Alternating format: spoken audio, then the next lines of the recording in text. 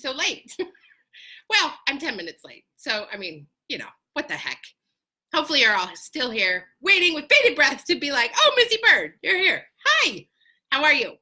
I just was talking to someone. I don't know where to start. So I'm just going to take a deep breath and move on into this.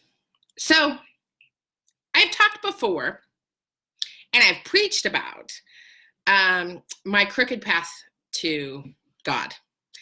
And God, the Father, God the Son, God the Holy Ghost, the whole Trinity thing freaked me out at first.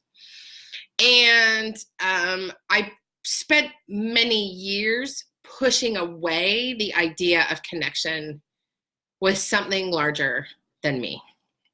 And I remember many times throughout my childhood in particular where I would feel a connection to something larger than I am, and not quite know what that connection was. And so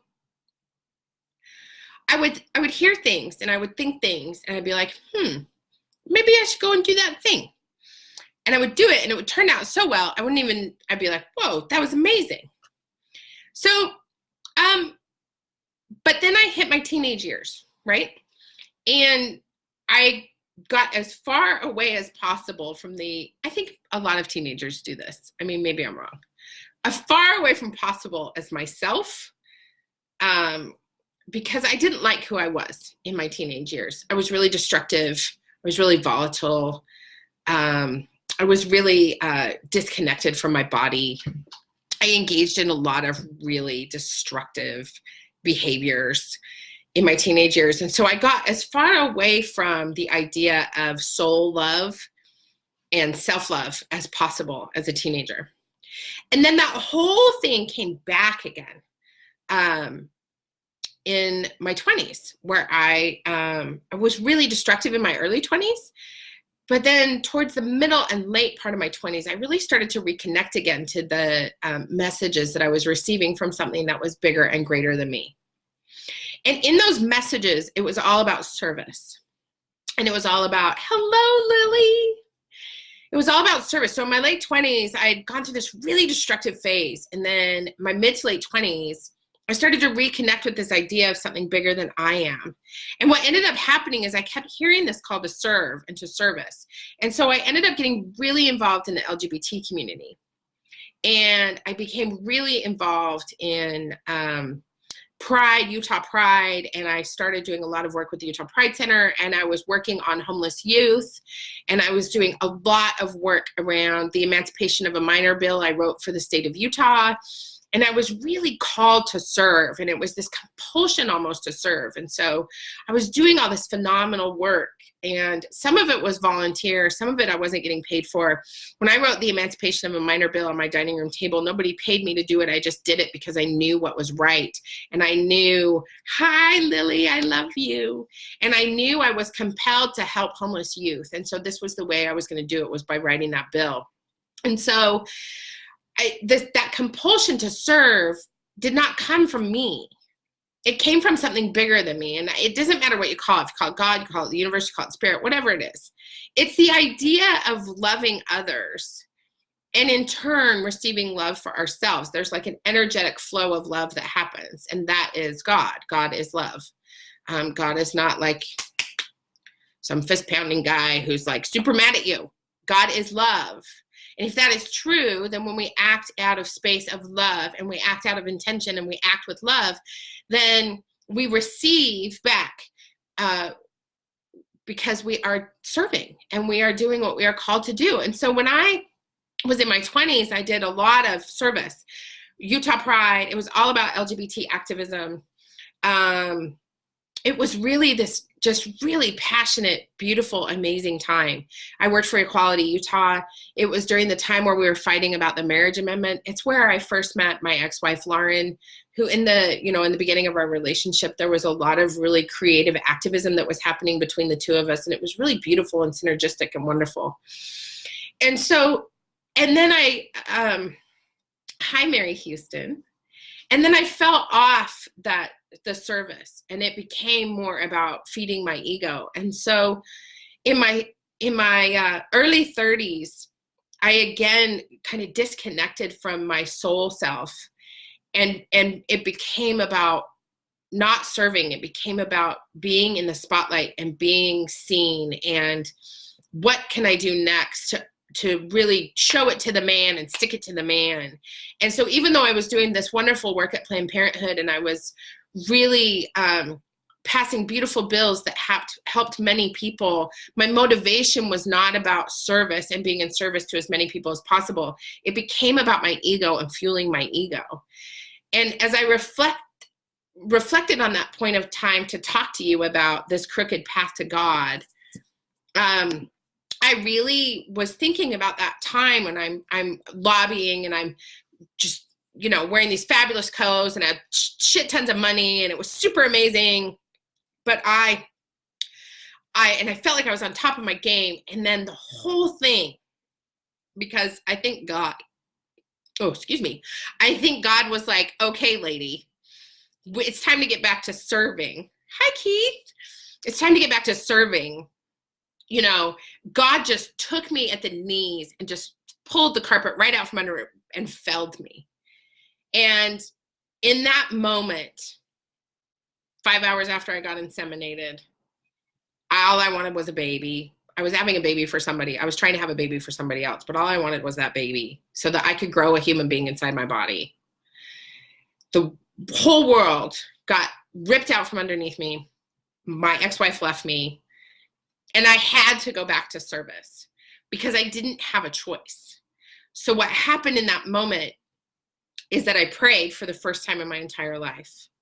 And in that moment, I was just filleted wide open. I sort of liken it. I don't know if any of you have ever seen a fish be filleted, but it just gets cut right in half, and you rip it open and you pull all the bones out, but it's laying there wide open like this. And that's how I was. Like, I was just from stem to stern, I was just ripped wide open. And in that moment, all of the walls and all of the barriers that I had created completely disintegrated. And let me just be really clear here. I had a fortress built around me because of traumas that I'd experienced as a child, because of traumas I'd experienced in my teens, because of traumas I'd experienced in my 20s.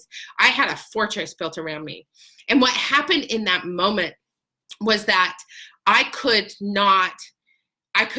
kept trying to build those walls and build those walls and build those walls back up. And I would literally visualize myself like getting the bricks back, like the cinder blocks back, so I could put the wall back together with steel, and it would just fall back down.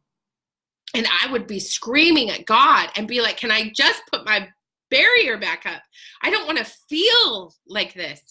And in that moment, I also was praying for someone who loves me for who I am and my own family. I realized in that moment of being eviscerated and ripped open and so vulnerable and so raw that all I wanted was someone to love me for who I am and my own family.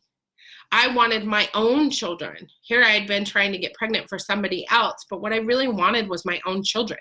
And what I really wanted was a partner and a husband. Well, it ended up being a husband. At the time, I thought it was going to be a wife, but that's neither here nor there. But I wanted a partner who would love me for who I am in my entirety, in my messy, ridiculous self. And I wanted to not have that angry, violent, bitter part of me be the foundation for whatever was going to come next. And so part of that losing the angry, bitter part of myself was allowing the wall to stay in rubble, allowing the fortress to have come down. And I'm talking a fortress. Here I am thinking about buying a castle, and part of it actually looks like what that fortress looked like, crumbled down. So there I was, and then literally a couple months later, I meet Jim, who, by the way, was not the vision in my head when I was asking for someone who loves me for who I am and my own family. But 9 years later, I'm reflecting back on those moments, and I'm thinking to myself, had I not allowed myself to connect with God and with spirit, and had I not allowed myself to crumble the anger away, and had I not allowed myself to stay eviscerated and open like that filleted fish, I would not have found and connected to any of the things that are happening to me right now, on December 11th, 2019. I would not have my children. I would not have a partner who loves me for who I am no matter what, which he reminds me of repeatedly.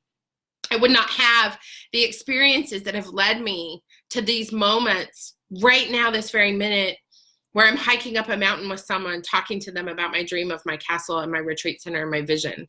I would not have these moments where I can look at Caitlin, who's almost 18, and hear her becoming the young woman that I always hoped that she would become. I would not have these moments where I get emails, surprise emails in my inbox of people telling me how I've changed their lives, or people PMing me and asking me about Rebel School and the things that I've created. Or my friend Amy Wolf, Amy, if you've been here on Facebook with me enough, Amy. Amy's writing a book, and I'm part of that book. I am part of her story. And she's getting it published, and I'm going to be part of her story. I would not have any of those things if on August 16th, 2010, I had not let that whole entire structure crumble down, and I had not listened to the opportunity to serve, not just to serve my own heart with love, but to serve everybody out of love. And it was in that moment that I actually decided that I was going to leave my job at Planned Parenthood, and that I was going to go do all of the things that I had always wanted to do and live my life in the largest way possible. And so I did. I left Utah, my home, like the place I grew up from, the place where I was born. I went and lived in Los Angeles in a 600 square foot rent-controlled apartment 2 blocks from Rodeo Drive. Y'all, it was magic. It had hardwood floors and beam ceilings. Oh, it was so amazing. And I used to take bags from the stores on Rodeo Drive and stuff them with my own clothes and walk around like I was Pretty Woman. It was joyful. And that is that connection to God that I'm talking about. It's not about sitting in church and listening to a priest and taking communion. It's those moments when you've stuffed your own clothes from the Old Navy into a Yves Saint Laurent bag and you're walking around Rodeo Drive like you're Pretty Woman. Like these little moments where you are like, thank you for laughing with me, Mary, where you are like in these moments of such joy that you can't even think straight. That's how you know you're embracing your divine assignment and living the life you are put here to live. It's hard and it's complicated when our brain gets in our way. And I've really been battling with that recently. I really started to let my brain get in the way of what's next in my life. And I realized that I don't have to do that. It was a lovely moment where I was like, well, hot damn, I've already done all the work. I've already done all this stuff. I'm just going to keep creating ideas. And what happened in that moment was I got so clear that the divine, I'm on the path. And sometimes it goes like this, and sometimes it goes like this, and sometimes it goes like this. It weaves. It doesn't have to be a straight line. Nothing is straight. Nothing is perfect. That's just math. Math makes things straight. But even this thing is like Boeing. I don't know what's nothing is straight and perfect. Everything moves and flows on a continuum. And so yesterday, as I was driving up Church Road to go to my castle that I'm going to buy and create a retreat center in, as I'm driving up to it, and I could see the roof of it out the periphery of as I'm watching the road, I could see it in the periphery. And I got so full of this feeling.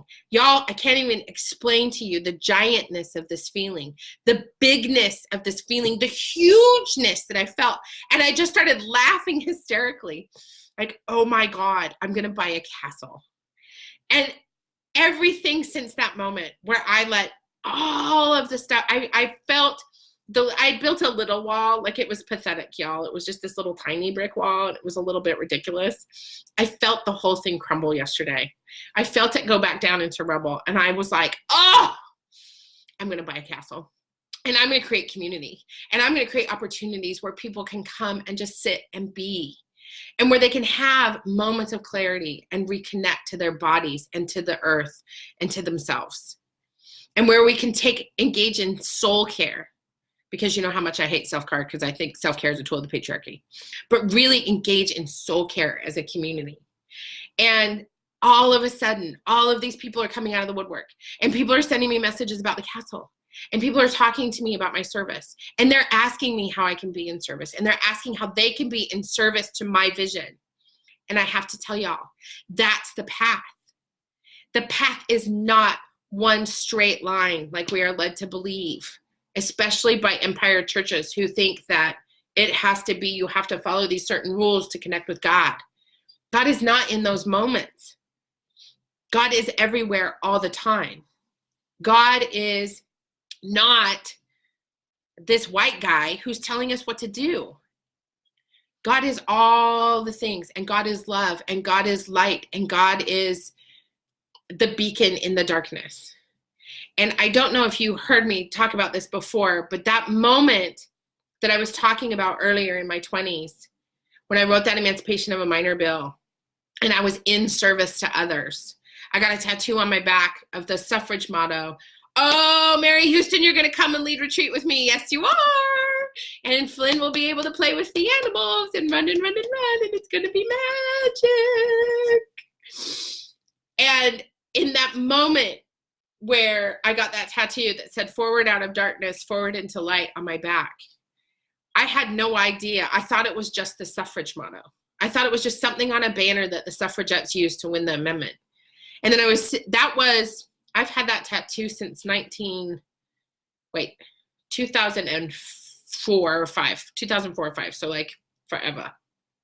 And it wasn't until I was sitting in church 6 months or a year ago that I read in the gospel, "Forward out of darkness, forward into light." And I was like, what? And so I realized that I have had the word of God on my back this whole time and never known it.